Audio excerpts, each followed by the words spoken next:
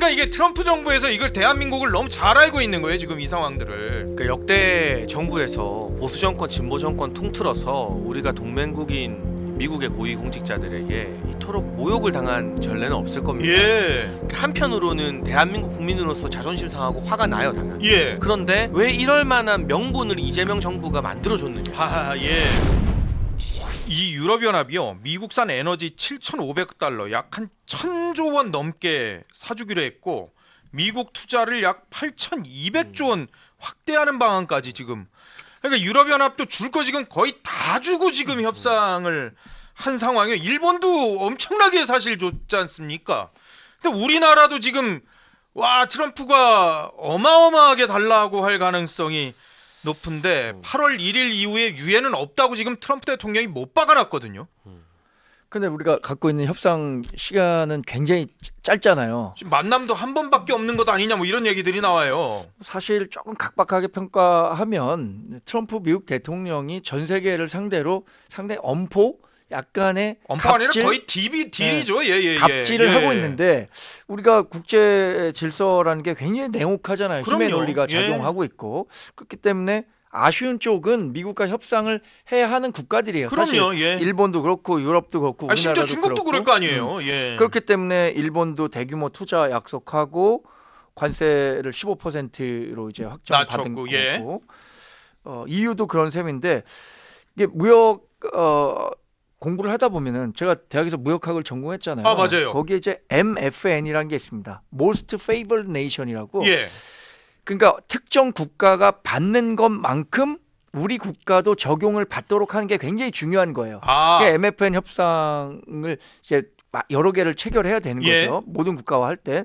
그러니까 일본이 지금 15%를 받았다. 그렇죠. 그러면 아마 미국이 이렇게 생각하기에 아무리 한국이 좋아도 얘네보다 낮춰주기는 어려울 거야. 그죠? 아. 굉장히 그렇겠지 않겠습니까? 예. 일본도 열심히 협상을 했는데 우리 그럼요. 15%만 예. 했는데 한국은 10%로 낮춰줬다 그러면 일본은 뭐 20억 정도 어떻게 되겠습니까? 예.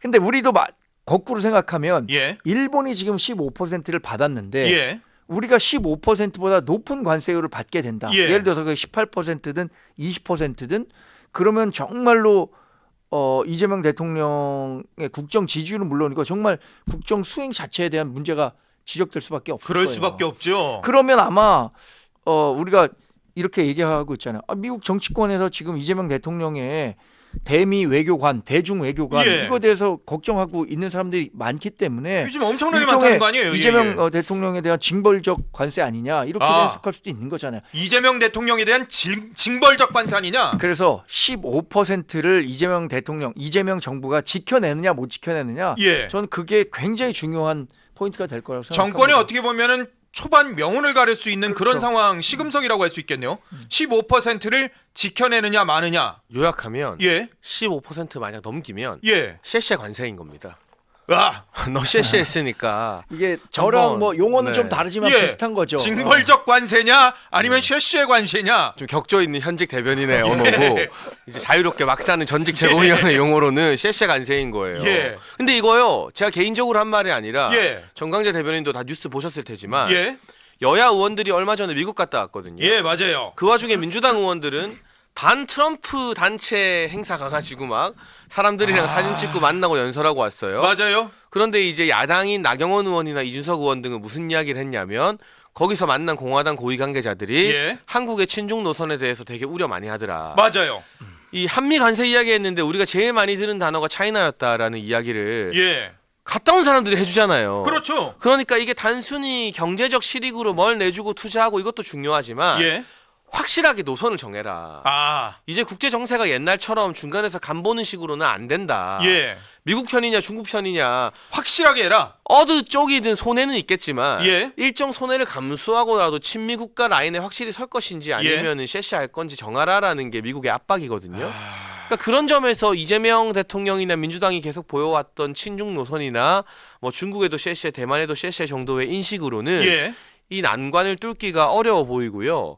15%가 일본과 EU가 해냈기 때문에 우리도 해내야 되는 마지노선이 되었는데 예. 이 15%를 한다면서 만약 농축산물 시장을 또 개방하게 되면 예. 지금 정청래 박찬대 후보 둘 다 미국산 소 30개월 수령 이상은 이상된 거 안 지금 된다 못 받겠다 그러고 지금 공식 천명한 거 아니에요? 그리고 이 전라도 호남 지방의 농민 단체가 지금 벌써 막 항의 시작했거든요. 아. 농산물 시장 개방하지 말라고. 아 이게 농산물 쪽은 호남 쪽이 또 이게 굉장히 또 직격탄이 되겠군요. 근데 이제까지 이 농산물 시장 개방이나 미국 소 문제에서 제일 열성적으로 정부 때려왔던 집단이 바로 민주당이에요. 예. 그러니까 이거는 완전 또 내로남불 플레임에 걸릴 수 있어요.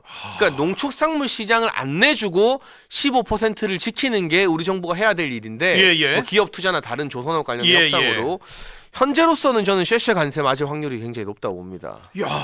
이게 여튼 굉장히 어려운 숙제예요. 왜냐하면 15%가 준거점이 됐잖아요. 예. 이 이상으로 받으면 이거 우리 정부 자체에 대한 불신, 뭐 우리 국민 사이에서도 나올 수 있다라는 위기감이 지금 민주당과 대통령실에 있을 거란 말이에요. 예. 그러면 당연히 제가 미국 통상 전문가예요. 예. 그렇다면 추가로 요구할 거 아닙니까? 그렇겠죠. 자, 15%를 정해줄게. 그럼 니네 추가로 나한테 줄 수 있는 카드를 가져와라. 야 선물을 나한테 갖고 와봐. 근데 이거죠. 그게 사실 미국, 일본은 그게 5천억 불 투자였고 예. 지금 유럽은 1,000조 원 정도의 에너지를 사겠다고 예. 한 거고 그럼 우린 뭘 줘야 되느냐라고 와. 했을 때 우리한테 가장 강력하게 요구하고 있는 게 지금 미국산 소고기예요. 30개월 원령이 넘은 소고기도 니네 수입해라. 예. 근데 그게 참 굉장히 어려울 거예요. 우리 정부가 러시아하고 벨라루스하고 한 3-4개 국가를 제외하고는 예. 30개월 원령 미국산 쇠고기를 다 수입하고 있어요.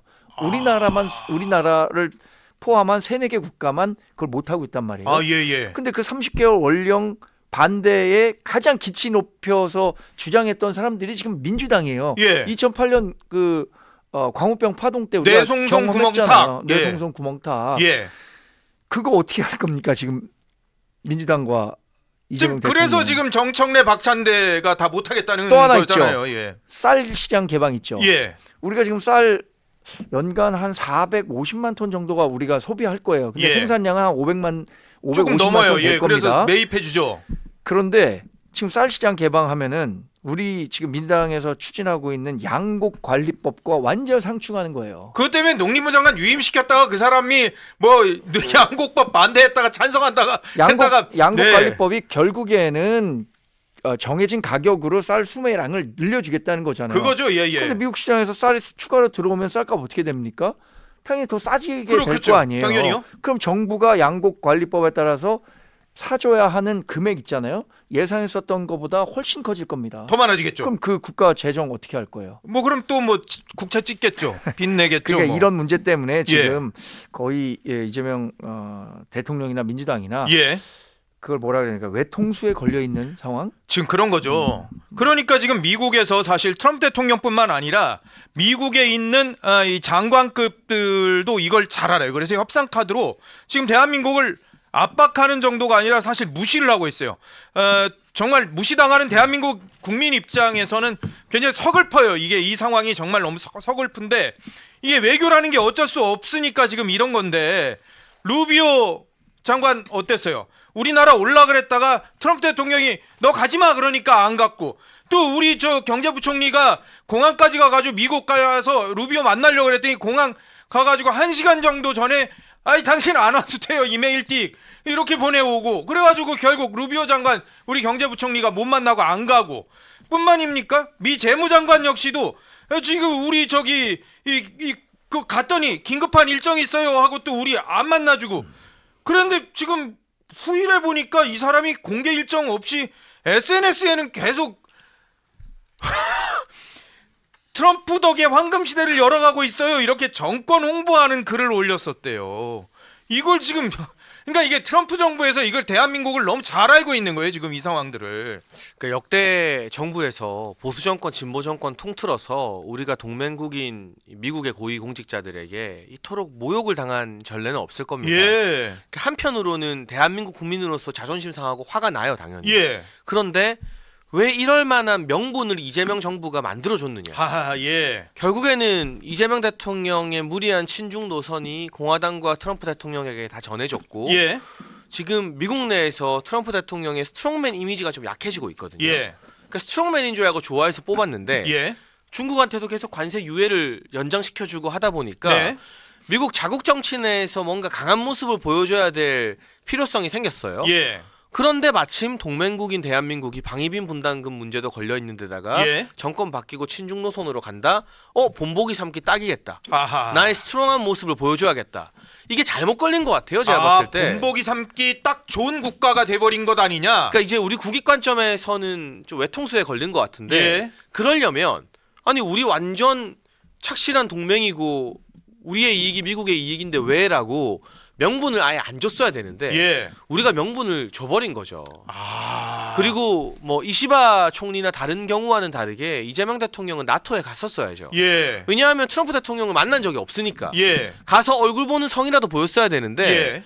트럼프 대통령이 외신 인터뷰에서 나토에서 대한민국과 뭐 일본 정상들 만날 거라고 했어요. 예. 근데 다 안 갔어요. 예. 그러면 아예 얼굴도 보지 못한 우리나라가 제일 밉보이게 되는 거잖아요. 아하. 그러니까 그때라도 가서 얼굴 보고 좀 뭔가 기분이라도 풀어주고 했어야 되는 건데 이재명 대통령이 당선 전에는 실용주의 외교를 강조했습니다. 예. 필요하다면 트럼프 대통령 가랑이 밑도 기겠다라고 했는데 예. 지금은 대미 특사 보내는 것도 솔직히 박용만 두산회장이 이제 와서 미국에 무슨 영향력이 있습니까? 예. 그 대기업 경영에서 물러난 지도 오래된 분인데 예. 경영을 썩 잘한 분도 아니잖아요. 솔직히 까놓고 예. 말하면. 그리고 거기 따라가는 사람들 누구죠? 김우영 의원? 한준호 예. 의원 정도였던가요? 예, 맞아요. 공화당에 무슨 네트워크가 있어요?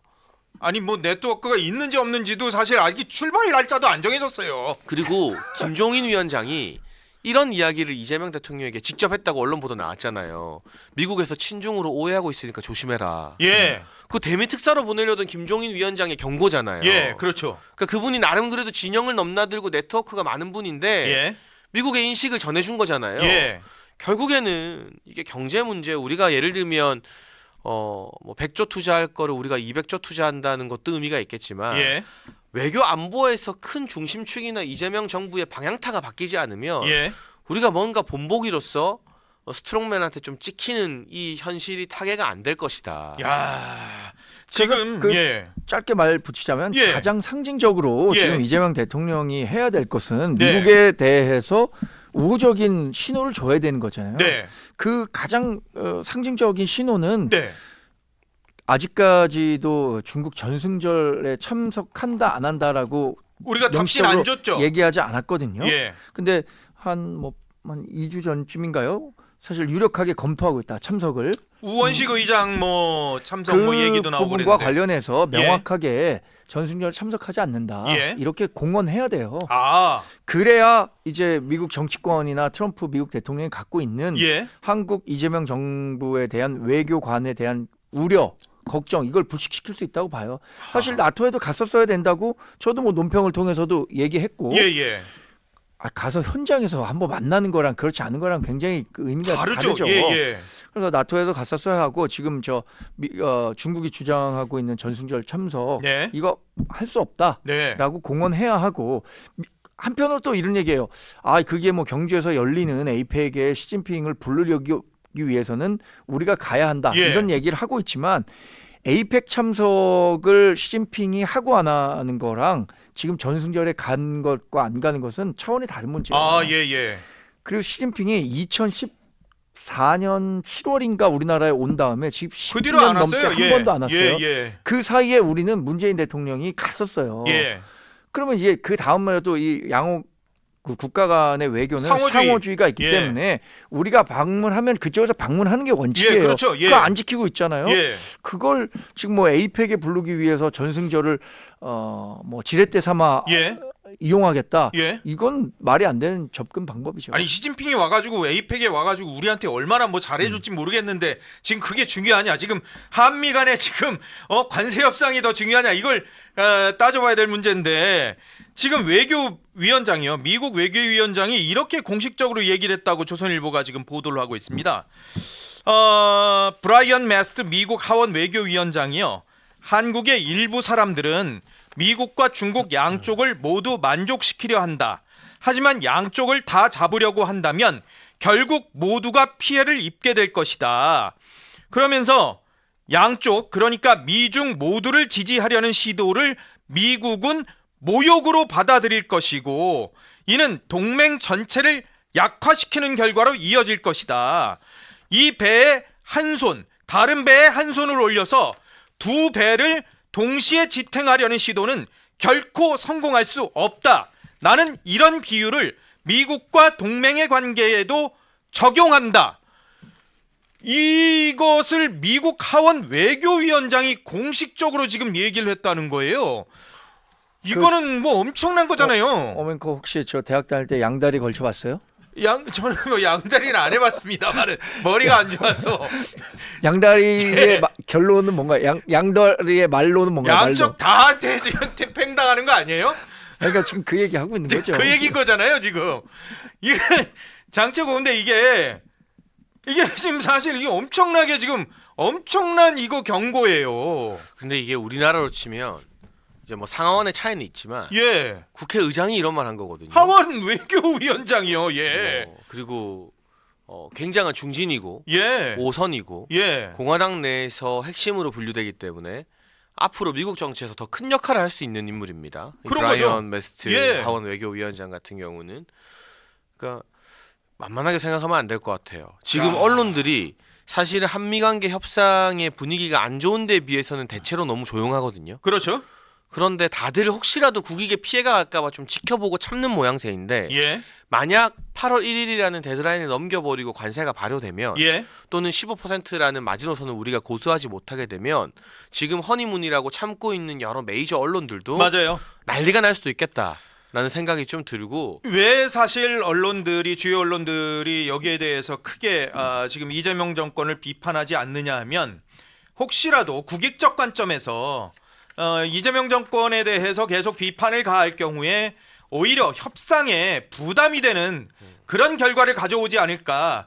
대한민국의 국익적 관점을 바라봐서 지금 사실 비판을 최대한 자제하고 있는 듯한 그런 상황이거든요.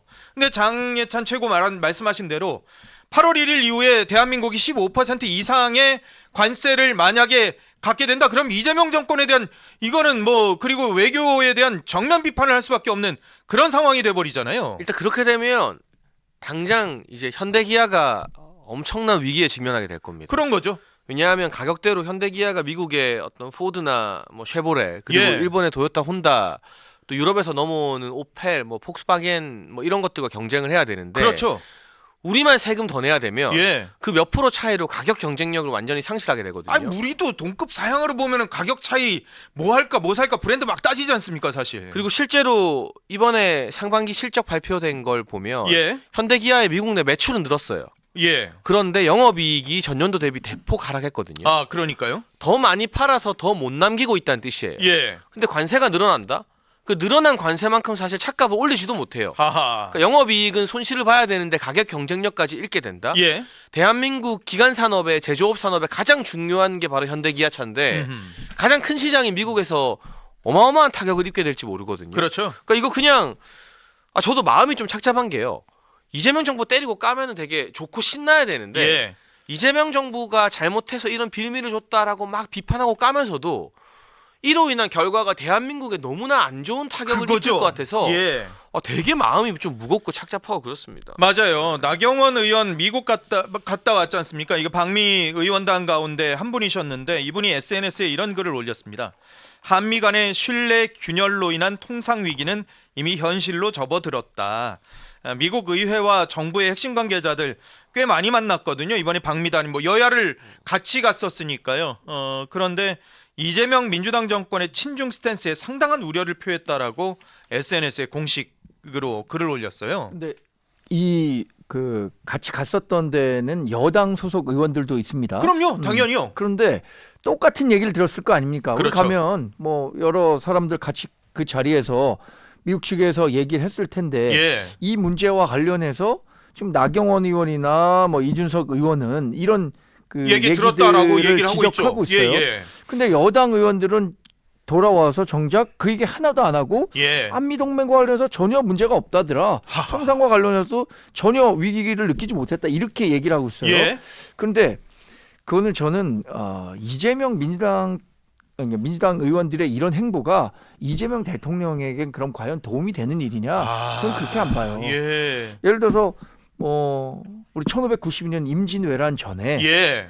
일본에 많은 사람들이 다녀왔잖아요. 아, 그렇죠. 그때 어떤 사람은 돌아와서 이 같은 경우에 10만 양병설을 주장했잖아요. 그랬죠. 예, 일본이 예. 언제 돌아올지 모르니 예, 예. 군대를 양성해야 된다. 10만 양병설을 주장했어요. 예. 근데 반대 사람들은 일본은 전혀 전쟁할 생각이 없다더라. 예. 이런 얘기를 했던 거 그랬었죠? 아닙니까? 그러면 결과적으로 어떻게 됐어요? 우리가 그걸 제대로 그 정황을 파악하지 못했기 때문에 오판했고 결국에는 임진왜란 났을 때 그냥 뭐 선조 속수무책으로 의지까지 당했죠. 예. 뭐, 간거 예. 아닙니까? 저는 이런 위기감을 오히려 민주당 자기 진영 내에서 얘기했을 때 훨씬 더 이게 정말로 위기구나 예. 라고 해서 대응할 수 있다고 생각하는데 만약에 나경원, 이준석 의원만 이런 얘기를 한다 그러면 예. 보십시오. 야당 의원들만 저렇게 얘기하고 있는 겁니다. 실상은 그게 아닙니다. 이렇게 호도하고 있는 거잖아요. 아하, 예. 그게 과연 이재명 대통령의 국정운행에 도움이 되겠는가? 이거 한번 살펴보시라 이게죠. 아니, 뭐 장해찬 최고가 아까 말씀하셨습니다만은 뭐 이분들 가운데 여당 의원들 가운데 상당수가 뭐 반 트럼프를 주장했던 의원 뭐 행사에 참석을 하셔서 뭐 연설도 하시고 그러셨다고 하니까